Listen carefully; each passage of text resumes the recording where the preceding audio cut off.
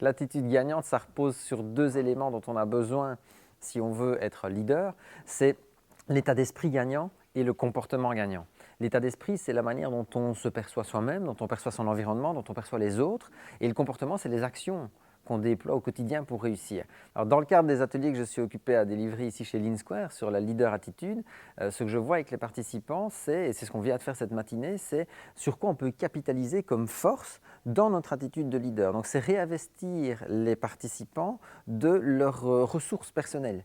C'est quelles sont mes forces, quelles sont mes valeurs, quelles sont mes compétences, quels sont les succès sur lesquels je peux tabler et dont je peux tirer des leçons d'expérience qui peuvent me servir quand ça va être plus compliqué, quand ça va tanguer ou quand je recherche, ce qui est souvent le cas des participants, un coup de boost, une impulsion, un déclic, le fait de pouvoir mieux m'affirmer, le fait de pouvoir prendre des décisions, de me fixer des défis et de m'y tenir.